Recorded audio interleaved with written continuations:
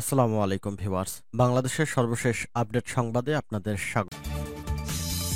জানিয়ে দেব হাতে থাকা সর্বশেষ আপডেট বাংলা সংবাদ। প্রথমেই সংবাদ শিরোনাম, জামাত ক্ষমতায় গেলে বেকারদের 10 লাখ টাকা করে ঋণ দেবে।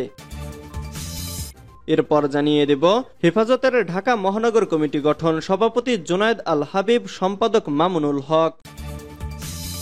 এদিকে শুধু সংস্কারে থেমে থাকলে চলবে না বলেছেন তারেক রহমান।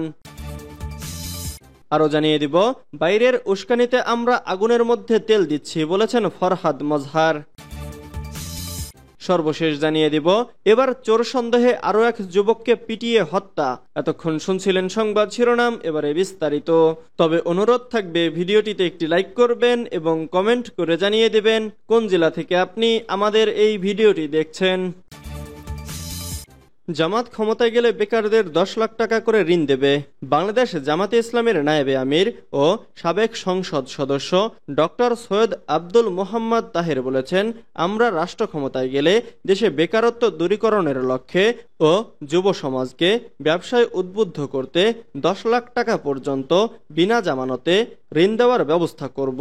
শনিবার 21 সেপ্টেম্বর বিকেলে বাংলাদেশ জামাতে ইসলামী ঢাকা মহানগরী দক্ষিণের উদ্যোগে রাজধানীর রমনায় ইঞ্জিনিয়ার্স ইনস্টিটিউশন মিলনায়তনে ব্যবসায়ী সমাবেশে প্রধান অতিথির বক্তব্যে তিনি এসব কথা বলেন।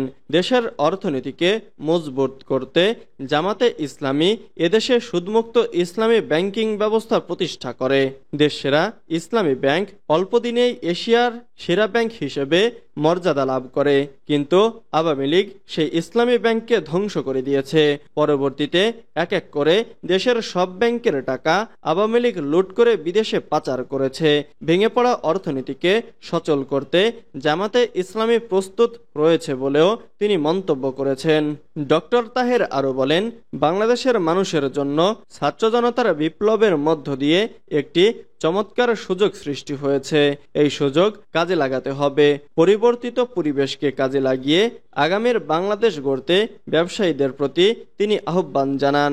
এ সময় তিনি ব্যবসায়ীদের দেশপ্রেম বুকে লালন করে ব্যবসা করার অনুরোধ করেন। বাংলাদেশ জামাতে ইসলামীর কেন্দ্রীয় নির্বাহী পরিষদ সদস্য ও ঢাকা মহানগরী দক্ষিণের আমির মোহাম্মদ নুরুল ইসলাম বুলবুলের সভাপতিত্বে এবং কেন্দ্রীয় কর্মপরিষদ সদস্য ও ঢাকা মহানগরী দক্ষিণের সেক্রেটারি ডক্টর শফিকুল ইসলাম মাসুদের সঞ্চালনায় ব্যবসায়ী সমাবেশে আরো বক্তব্য দেন বাংলাদেশ জামাতে ইসলামী ঢাকা মহানগরী দক্ষিণের সহকারী সেক্রেটারি ডক্টর আব্দুল মান্নান সহ আরো অনেকে। হেফাজতের ঢাকা মহানগর কমিটি গঠন, সভাপতি জুনায়েদ আল হাবিব, সম্পাদক মামুনুল হক। শিক্ষা মন্ত্রণালয়ের প্রজ্ঞাপিত জাতীয় পাঠ্যপুস্তক সংশোধন ও পরিমার্জন কমিটিতে কোনো আলেম না থাকায় বিস্ময় প্রকাশ করে আলেমবিহীন এই কমিটি প্রত্যাখ্যান করেছে হেফাজতে ইসলাম। শনিবার 21 সেপ্টেম্বর দুপুরে জামিয়া মাদানিয়া বারিধারায় আমিরে হেফাজত আল্লামা শাহ মুহিবুল্লাহ বাবুনগরীর সভাপতিত্বে হেফাজতের এক বৈঠকে এ সিদ্ধান্ত নেওয়া হয়। বৈঠকে বলা হয়, সম্প্রতি শিক্ষা মন্ত্রণালয়ের এক প্রজ্ঞাপনে জাতীয় পাঠ্যপুস্তক সংশোধন ও পরিমার্জন কমিটি ঘোষণা করা হয়েছে। সেখানে কোনো বিজ্ঞ আলেমের উপস্থিতি না দেখে আমরা বিস্মিত হয়েছি, কারণ স্বৈর ফ্যাসিস্ট হাসিনার শাসনামলে বিভিন্ন সময়ে জাতীয় পাঠ্যপুস্তকের অসঙ্গতি ও বিতর্কিত বিষয়গুলো নিয়ে উলামায়ে কেরাম ব্যাপকভাবে সোচ্চার ছিলেন। অথচ আজ এই নতুন বাংলাদেশে পাঠ্যপুস্তক সংশোধন কমিটি থেকে আলেম সমাজকে বঞ্চিত করে আবারও বিতর্কের পথ বেছে নেওয়া হলো।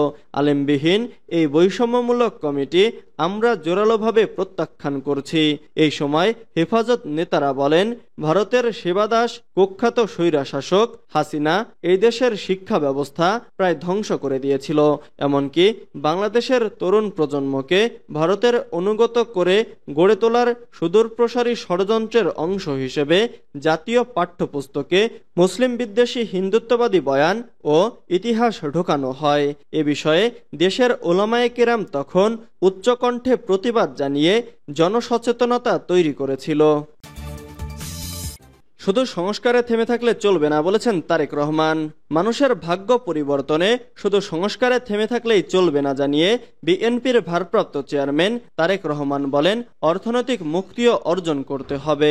শনিবার 21শে সেপ্টেম্বর সিরাজগঞ্জের এনায়েতপুর ইসলামিয়া উচ্চ বিদ্যালয় মাঠে আয়োজিত এক স্মরণ সভায় ভার্চুয়ালি যুক্ত হয়ে তিনি একথা বলেন।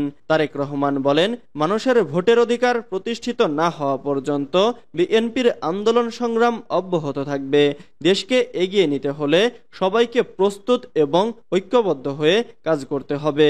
তিনি বলেন, আমরা ঐক্যবদ্ধ থাকলে দেশের মানুষের আশা ও প্রত্যাশা পূরণ করতে সক্ষম হব। রাজনৈতিক মুক্তির পাশাপাশি জনগণের অর্থনৈতিক মুক্তির পথও বের করতে হবে। জাতিকে ঐক্যবদ্ধভাবে এগিয়ে নিতে পারলে অর্থনৈতিক সহ সব দিক থেকেই মুক্তি পাব। বিএনপির ভারপ্রাপ্ত চেয়ারম্যান বলেন, আমি দেশের বিভিন্ন প্রান্তে গিয়েছি, মূলত বাংলাদেশের মানুষের কাছাকাছি যাওয়ার চেষ্টা করেছি। আমরা অনেককেই হারিয়েছি, অনেকেই শারীরিকভাবে আহত হয়েছেন। তাদের সবার আত্মত্যাগের প্রতি আমার গভীর শ্রদ্ধা। তারেক রহমান বলেন, স্বৈরাচারকে বিদায় করেছি, অল্প লক্ষ্য পূরণ হয়েছে, সামনে আরো অনেক পথ বাকি আছে। সেই পথ পাড়ি দিতে পারলে মানুষের ভোটের অধিকারও নিশ্চিত হবে। বাইরের উস্কানিতে আমরা আগুনের মধ্যে তেল দিচ্ছি বলেছেন ফরহাদ মজহার। পাহাড়ে অস্থিরতার পেছনে বাইরের উস্কানি আছে জানিয়ে রাষ্ট্রচিন্তক ও কবি ফরহাদ মজহার বলেন, বাইরের উস্কানিতে আমরা আগুনের মধ্যে তেল দিচ্ছি। শনিবার 21শে সেপ্টেম্বর রাজধানীতে বাংলাদেশের ছাত্র বিপ্লব 2007 থেকে 2024 শিক্ষা ব্যবস্থা ও রাষ্ট্র সংস্কার করণীয় শীর্ষক এক সেমিনারে তিনি একথা বলেন। ফরহাদ মজহার বলেন, পার্বত্য চট্টগ্রামকে বিচ্ছিন্ন করা খুব সহজ। ভারত নানাভাবে ইঙ্গিত দিচ্ছে, এর মধ্যে বাইরের উস্কানি আছে। বাইরের উস্কানিতে আমরা আগুনের মধ্যে তেল দিচ্ছি। তিনি বলেন, পার্বত্য চট্টগ্রামের বিভিন্ন অধিবাসী ক্ষুদ্র জাতিসত্তাদের যে অধিকার সেটা মানতে হবে।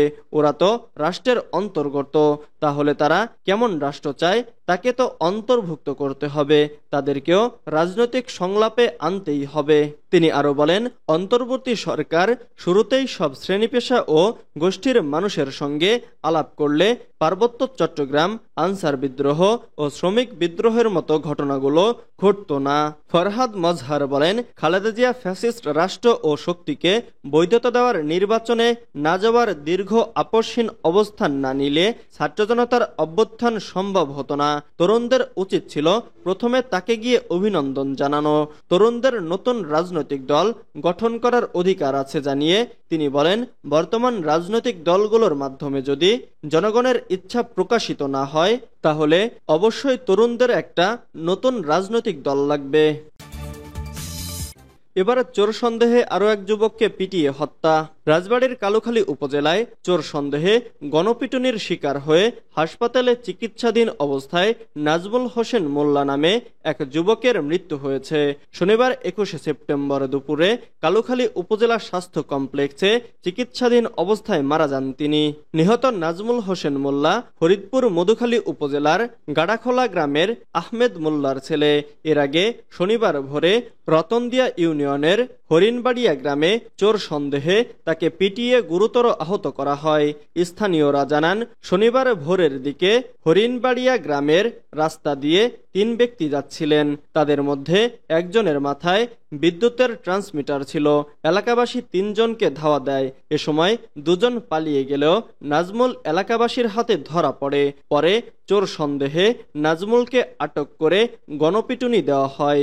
গুরুতর আহত অবস্থায় উদ্ধার করে কালুখালী উপজেলা স্বাস্থ্য কমপ্লেক্সে ভর্তি করা হয়। কালুখালী উপজেলা স্বাস্থ্য কমপ্লেক্সের স্বাস্থ্য ও পরিবার পরিকল্পনা কর্মকর্তা ডক্টর ইসরাত জাহান উম্মান বলেন, সকাল 9:15টার দিকে হাসপাতালের সিঁড়িতে কে বা কারা আহত অবস্থায় এক যুবককে ফেলে রেখে যায়। তাকে সেখান থেকে উদ্ধার করে হাসপাতালে ভর্তি করা হয়। সে নিজের নাম ঠিকানা শুধু বলতে পেরেছিল। দুপুর 1:30টার দিকে চিকিৎসাধীন অবস্থায় সে মারা যায়। বিষয়টি কালুখালী থানার পুলিশকে জানানো হয়েছে।